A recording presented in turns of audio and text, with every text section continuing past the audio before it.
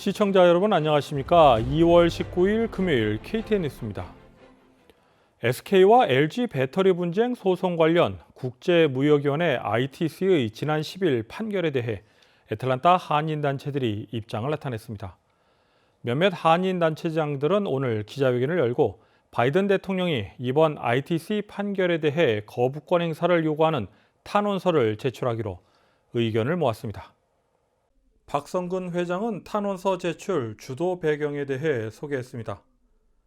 이거를 빠져나와서 SK가 잘 돼가지고 조지아 사람들을 많이 쓰고 하는 거와 여기서 그 부도덕 기업은 빠져나간다 해가지고 문을 닫고 가는 거하고 비교했을 때 우리는 선택의 여지가 없이 SK를 도와야지 않나. 내가 우리라고 얘기하지만 나는 그렇게 생각을 해요. 그래서는 이제 이 자리가 마련이 되고 그 내용을 보면 그래서 나와 이제 이 SK와 관계는 내가 무슨 SK에서 커미션을 받고 이렇게 해주면은 100불이고 1000불이고 얼마를 받고 무슨 이런 그 조건이 있는 게 아니고.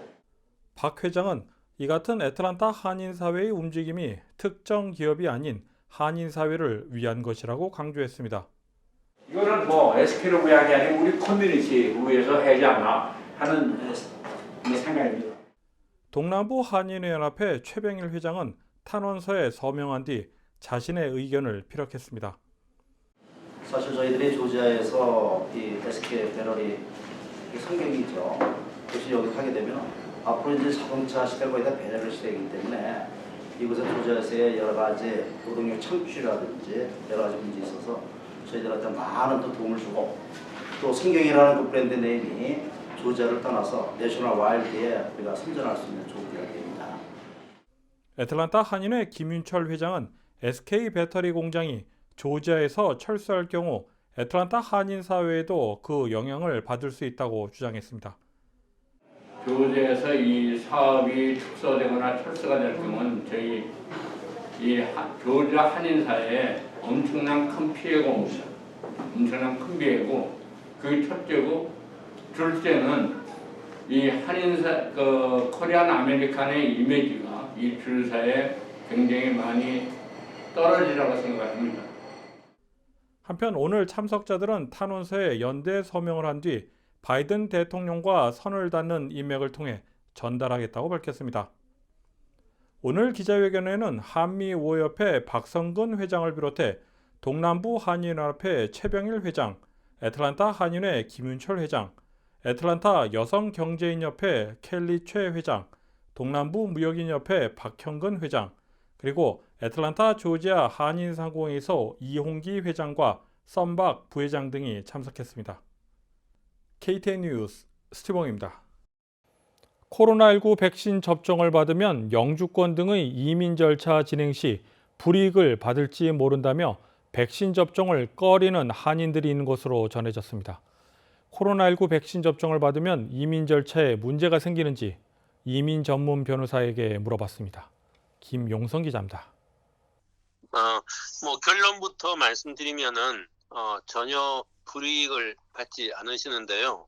최영돈 법무법인의 최영돈 변호사는 코로나19 검사, 치료, 백신 접종을 받더라도 이민 절차에서 불이익을 받는 경우는 없을 것이라고 말했습니다. 미국 정부의 이제 방침은 국민들의 이제 공공보건과 이제 안전이 최우선이지 않습니까? 네. 그리고 코로나가 퍼지는 것을 이제 막는 것이 이제 국가의 지금 최대 관점이기 때문에 이민국 사이트에 의하면은 코로나의 검사를 받는 거나 치료를 받는 거나 백신 접종은 이민수속이나 비이민수속 절차에서 공적 부조에 어떤 불이익도 이제 당하지 않는다고 이제 발표를 했습니다. 최영돈 변호사는 만약 코로나19와 연관된 치료를 받았을 때 메디케이드를 이용했을 경우에는 관련 서류를 준비하는 것이 좋을 것이라고 말했습니다.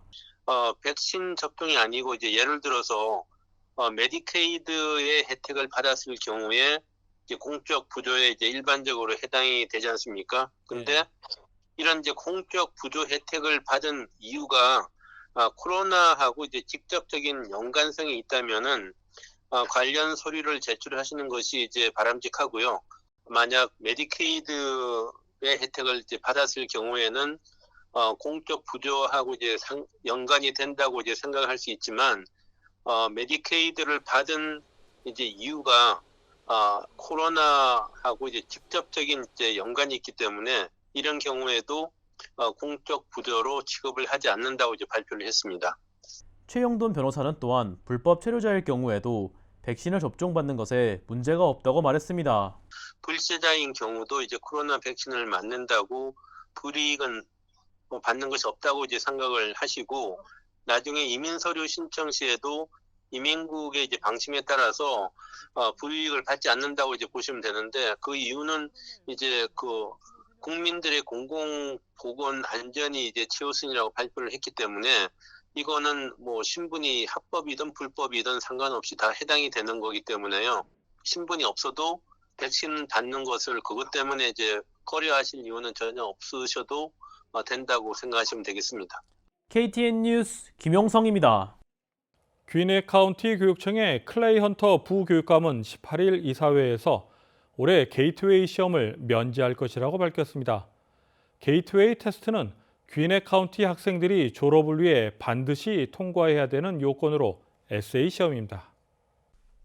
보통 10학년에는 과학, 11학년에는 사회에 관련한 에세이를 작성해야 하며 낙제한 학생의 경우 통과할 때까지 재시험을 치르게 됩니다. 그러나 코로나19 팬데믹으로 인해 교육당국은 재시험을 치르는 것보다 면제를 선택한 것으로 해석됩니다. 이로 인해 게이트웨이 시험을 통과하지 못한 1,300여 명의 학생들도 올해 졸업장을 받게 될 예정입니다. 브라이언 캠프 주지사는 기자회견을 통해 백신 접종 대상자를 확대할 예정이라고 밝혔습니다. 자세한 내용을 김용성 기자가 보도합니다. 브라이언 캠프 주지사는 백신 접종 대상을 확대하는 것을 계획 중이라고 밝혔습니다. The state and the Department of Public Health will be finalizing our plans for expanded vaccination criteria within the next 2 weeks. 조지아주의 현재 접종 대상에는 교사나 장애인 등의 계층이 포함되어 있지 않으며 이들을 포함시켜야 한다는 목소리가 계속해서 커지고 있습니다. 브라이언 캠프 주지사는 이전부터 백신의 공급이 제한적인 것 때문에 접종 대상을 확대할 수 없다고 밝혀왔던 바 있습니다. 이번 확대 대상에 어떤 계층이 포함될지에 대해서는 아직 알려진 바 없습니다. 브라이언 캠프 주지사는 또한 주에서 운영하는 4개의 대규모 백신 접종소를 열 것이라고 밝혔습니다. 조지아 정부가 새로 도입한 myvaccinegeorgia.com이라는 웹사이트를 통해 백신 접종 대상자들은 백신 접종 사전 등록을 할 수 있으며 접종 대상이 아닌 사람들은 언제 접종이 가능할지에 대한 공지를 받을 수 있습니다. KTN 뉴스 김용성입니다. 다음은 매주 금요일 전해드리는 스포츠 소식입니다. 이번 주말 열리는 경기와 NBA 올스타 경기 등 스포츠 소식을 배준경 기자가 종합했습니다. 애틀랜타 호크스가 플레이오프 진출 순위권에서 밀려났습니다. 현재 7, 8위권과는 한 게임 차로 뒤처져 있습니다. 하지만 지난 수요일 리그 5위의 보스턴 셀틱스를 상대로 승리를 거두며 기세를 끌어올리고 있는 모습입니다. 이날 경기에서 트레이 영이 40점을 올리고 주전 선수들의 고른 활약에 힘입어 8점 차 승리를 거두었습니다. 호크스는 아직 이번 시즌 큰 기대를 품고 영입한 보그단 보그다노비치가 부상에서 돌아오지 못했고 백업 가드인 크리스 던도 아직 발목과 무릎 부상에서 돌아오지 못했습니다. 호크스는 오늘 저녁 7시 30분부터 보스턴 셀틱스와 다시 한번 맞붙고 있습니다. 올해 NBA 올스타가 발표되었습니다. 이번 올스타전은 애틀랜타 호크스의 홈구장인 스테이트 팜 아레나에서 열릴 예정입니다. 동부 컨퍼런스에서는 브루클린 네츠의 케빈 듀란트가 최다 득표를 기록하며 동부 올스타팀 주장으로 선정되었고 이어 같은 팀 소속의 가드 카이리 어빙, 워싱턴 위저즈의 브래들리 빌, 밀워키 벅스의 지아니스 안텐토쿤보, 그리고 필라델피아 세븐티식서스의 조엘 엠비드가 선발 5명으로 뽑혔습니다. 이어 서부 컨퍼런스에서는 LA 레이커스의 르브론 제임스가 최다 득표로 주장에 선정되었고 댈러스 매버릭스의 루카 돈치치, 골든 스테이트 워리어스의 스테픈 커리, 덴버 너겟츠의 니콜라 요키치, 그리고 로스앤젤레스 클리퍼스의 카와이 레너드가 서부 컨퍼런스 올스타 선발로 뽑혔습니다. 나머지 올스타 선수들은 각각 7명씩 선정되며 각 NBA 감독들이 선발하게 되고 오는 23일에 발표됩니다. 올스타 경기는 3월 7일로 예정되어 있습니다. 다음은 골프 소식입니다. 캘리포니아 퍼시픽 팰리세이드에 위치한 리비에라 컨트리 클럽에서 열리고 있는 더 제네시스 인비테이셔널에서 PGA 투어 첫 출전인 김태훈 선수가 홀인원을 기록했습니다. 김태훈 선수는 1라운드 파3 16번 홀에서 티샷 한 공을 그대로 홀에 집어넣어 홀인원을 기록했습니다. 홀인원과 더불어 이날 파5 11번 홀에서는 벙커에서 친 세 번째 샷이 홀에 빨려 들어가며 이글을 기록하기도 했습니다. 김태훈 선수는 홀인원을 기록하여 부상으로 제네시스 자동차를 받았습니다. 김태훈 선수는 지난해 한국 프로골프 KPGA 코리안 투어 제네시스 챔피언십 우승으로 이번 대회 출전권을 얻었습니다. 우승 덕에 연말에는 제네시스 KPGA 대상을 받아 총 2대의 제네시스 자동차를 받았던 김태훈 선수는 넉 달 사이 3대의 제네시스 자동차를 받게 되었습니다. 김태훈 선수는 첫 출전에서 너무 특별한 경험을 하게 되어 기쁘다고 소감을 밝혔습니다. 차량 수집가라는 별명을 얻게 된 김태훈 선수는 현재 1라운드 종료 2언더파 공동 19위에 올라 있습니다. 현재 단독 1위는 샘 번즈로 7언더파의 성적을 기록했습니다. 더 제네시스 인비테이셔널은 21일까지 이어질 예정입니다. 호주 오픈이 어느덧 결승전 단 한 경기만을 남겨두게 되었습니다. 이번 주 일요일 오전 3시 30분 호주 멜버른에 위치한 로드레이버 아레나에서 세계 랭킹 1위 노박 조코비치와 세계 랭킹 4위 다닐 메드베데프가 서로를 상대합니다. 노박 조코비치는 명실상부 세계 최고의 테니스 선수의 모습을 보여주며 자신이 왜 모든 선수들이 넘어야 할 산인지를 여전히 증명하고 있습니다. 하지만 다닐 메드베데프의 기세가 매섭습니다. 메드베데프는 이번 호주 오픈에서 단 한 차례만 5세트까지 가는 경기를 가졌고 나머지 경기들에서는 단 한 세트도 내주지 않고 3세트 승리를 거두며 결승전에 진출했습니다. 5세트까지 갔었던 필립 크라이노비치와의 경기에서는 세트 스코어 2대2가 되자 마지막 5세트에서 6대0의 스코어로 상대를 셧아웃 시켰습니다. 과연 조코비치가 세계 랭킹 1위의 모습을 보여줄 수 있을지, 메드베데프가 무서운 기세로 우승까지 거머쥘 수 있을지 테니스 팬들의 관심이 모아지고 있습니다. KTN 뉴스 배준경입니다. 다음은 코로나19 소식입니다. 조지아주의 누적 확진 환자 수가 80만 명을 넘어섰습니다. 오늘의 코로나19 현황을 김용성 기자가 정리했습니다.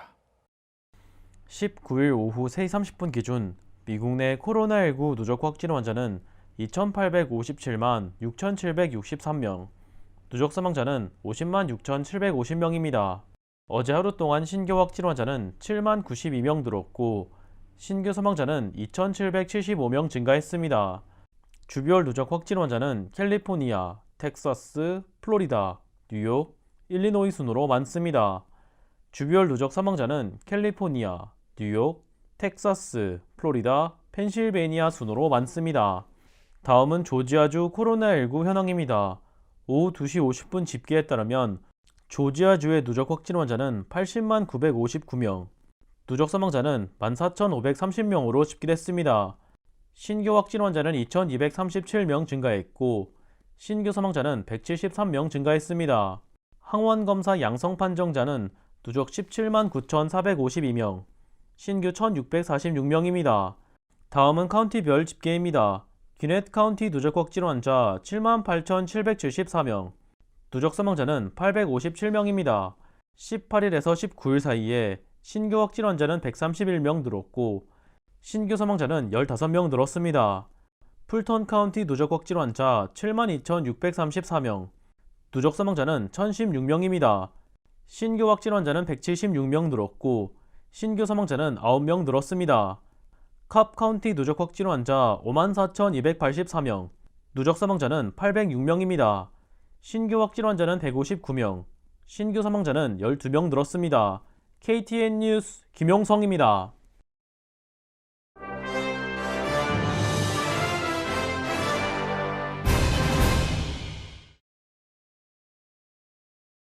연방항공우주국 나사의 5번째 화성 탐사 로버 퍼서비어런스가 화성에 성공적으로 착륙했습니다.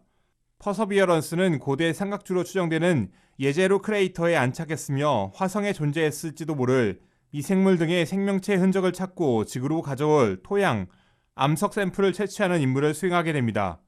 이 샘플들은 추후에 발사될 다른 로버에 의해 수거돼 다른 우주선으로 전달된 후에 오는 2031년에 지구로 보내지게 됩니다. 퍼서비어런스에 함께 실린 1.8km의 소형 헬리콥터 인저니어티는 화성에서 첫 동력 비행을 시도할 예정입니다. 퍼서비어런스는 또한 화성 대기에서 산소를 뽑아내 로켓 추진 연료와 호흡용으로 사용할 수 있는지를 확인하는 실험도 수행합니다. 테드 크루즈 상원 의원이 지난 17일 멕시코 칸쿤으로 가족여행을 떠난 것으로 드러나면서 공분을 사고 있습니다. 크루즈 의원의 지역구인 텍사스주가 최근 최악의 한파로 피해가 속출하고 있는 상황에서 가족여행을 떠나는 것이 적절했냐는 것입니다. 논란이 커지자 크루즈 의원은 18일 성명을 내고 딸들의 친구들과 여행을 가자고 졸랐고 좋은 아빠가 되고 싶어 어젯밤 함께 비행기를 타고 내려온 것이라고 해명했습니다. 크루즈 의원은 이날 오후 혼자 비행기를 타고 텍사스 휴스턴으로 돌아왔습니다. 한편 민주당은 크루즈 의원이 의원직을 사퇴하거나 상원에서 제명할 것을 요구하고 있습니다. 브라이언 캠프 주지사와 리처드 우즈 조지아 교육부 장관은 이번 학사년도의 표준화 시험을 면제해 줄 것을 연방정부에 다시 한번 요청했습니다. 조지아 정부는 트럼프 행정부 당시에 표준화 시험을 면제해 줄 것을 요청했지만 받아들여지지 않았던 바 있습니다. 하지만 바이든 행정부 또한 대면 수업 재개를 강력하게 추진하고 있는 만큼 해당 요청이 받아들여질지는 아직 불투명합니다. 조지아 교육부는 이번 학사년도 표준화 시험의 성적 반영 비율을 0.1%로 낮춘 바 있습니다.